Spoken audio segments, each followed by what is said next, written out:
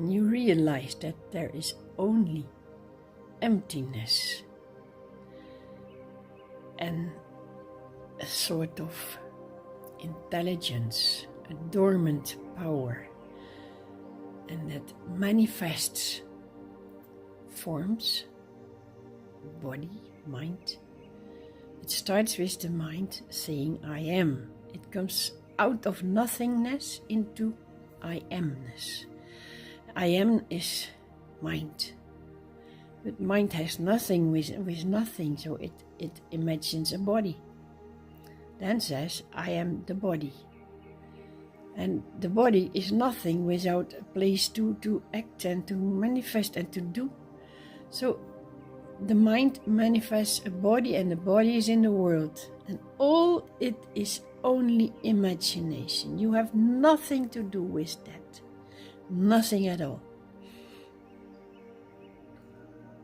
We have to turn back. No, we cannot even turn back because we were not out there. We were never out there in a world which doesn't exist. But this mind has such a power. It creates uncountable forms that have troubles with each other and then surrender to each other and need each other and want each other and hate each other. It's all in that one mind which pops out of nothingness. So it cannot be real because there's only nothingness. And after this journey in the mind, body, world and all the actions and experiences, we come to know that it was not real. But as long as you think you are in that world as a body, you suffer. We suffer because we are in duality. A real us is not formed, and what is formed is immediately wanting and not wanting. So that is a story. It's impossible that it is, but it is. It seems to be. And what's the point? We think that we are that mind and having to become free of that mind. No, we are not that mind. The mind pops out of nothingness, which has nothing to do with what we are. We are nothing. We are not a thing. There's intelligence, love, wisdom, whatever, that's names. But there is this field with nothing, and that's what you eternally are. And mind pops up and says, I am. And from I am comes the body, and from the body comes the suffering. And the mind is thinking that it is that body over there. But it's not you thinking that you are that mind thinking it's the body. It's only the mind thinking it's the body. So it has nothing to do with you. Slowly this realization takes over. And what to do about that mind? When you think you are that mind, you have to do a lot of work. You have to first you make it bigger and greater and important, and you listen and you are proud, and then you see it's not true, it's whatever, it's suffering. Then you try to become free of that mind, but it's all in the mind happening. The suffering is in the mind, and the trying to become free of the mind is in the mind. But the mind is not you. The mind is that imagined puppet on that world that it created. Mind creates a world with a puppet on it, and you think you are that puppet. But how come you are only identifying with that one special puppet over there, that you think it's you, it's me? There are billions of puppets of human beings and animals. And why should you only be this one? When you are thinking you are that mind there, then you are all forms of that mind. And that's why we can feel connection with people and children and doggies, and because we recognize something nice and beautiful, something free of trouble. We recognize something beautiful in a child that smiles. You feel reality. It's not about a child that smiles, it's about being aware of your own beauty. And that beauty has nothing to do with that mind over there that is walking around and disliking and liking.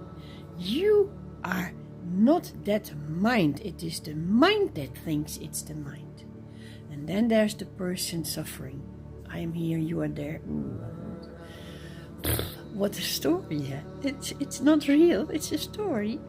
But as long as you keep believing, you are not aware that you believe the story. That's the first step. Believe that you live, you as a person there live in a story.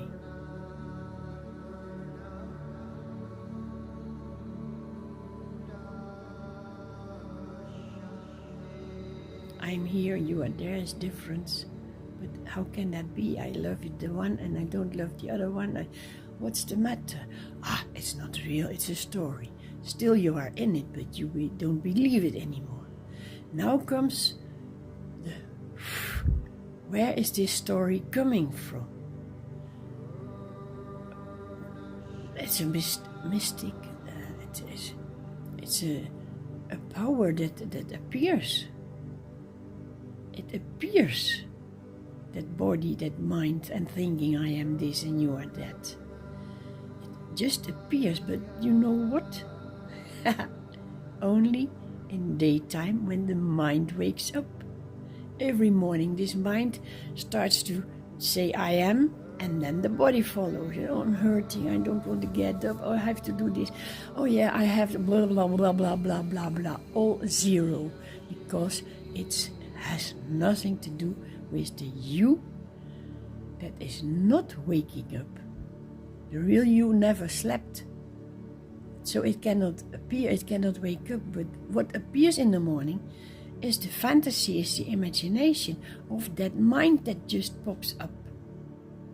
Mind imagines itself on a world. It's an ego that thinks it's separated.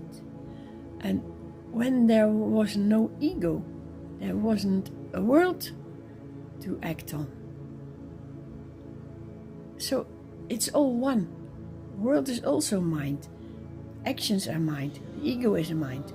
The imagination is mind. And you are beyond that first appearance of I am.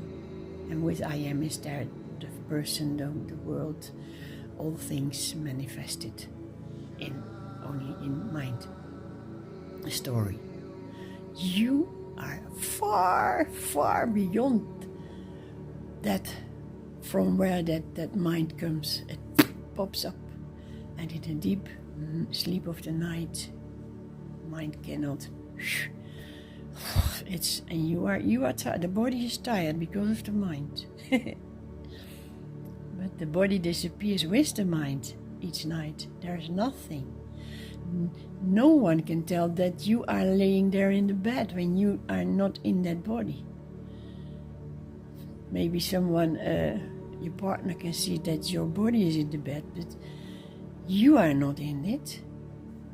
Far beyond that, backwards, you can both see the partner and you laying in the bed. You can see the whole world, and even far further beyond that, it's all inside. Further, deeper inside, there is nothing, no form. Wow, what a story. What a story. It is liberating to understand it's a story. It's not you that think it's a story, it's the story itself that thinks it's a story. You have no mind, you have no body, you have no form. You are this blissful field. There is the knowing what you are. the Sat Chit Ananda. You know what you are. You are this blissful emptiness. And only known after going in the imagination of the form, the world, the trouble, and blah blah blah blah, blah, where we can be reborn, rebirthed, ages and eons. But once it is enough. If you understand the whole story, then the story says, psst.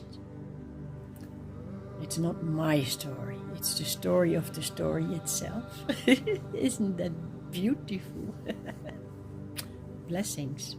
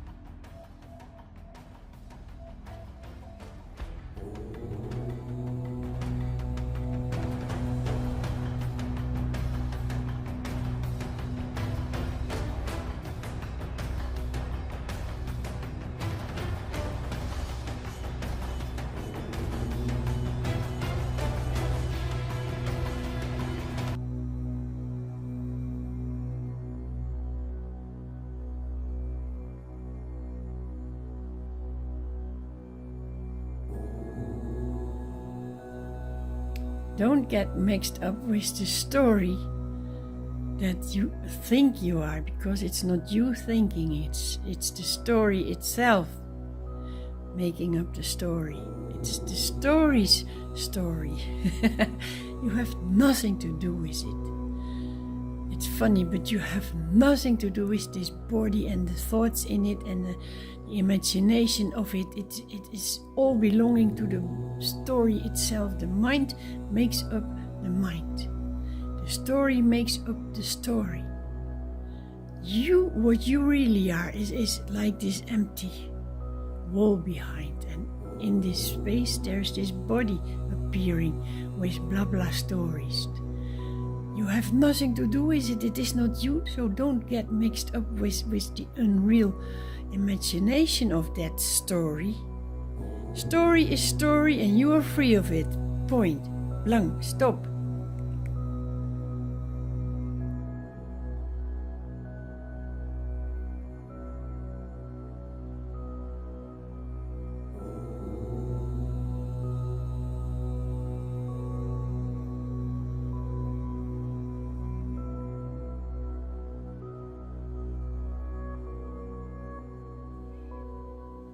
You know that you are space, not in space. This touches the reality. Bam! You are space, not in space. Nothing can enter that what you are. Let thoughts come. Whatever they want to think, let they think what they want and what appears. It cannot even enter your space. You have nothing to do with all that imagination. Let it be as it is. It appears, it disappears. It will not touch you because you are empty. Emptiness cannot be filled by what is not real. It's not possible.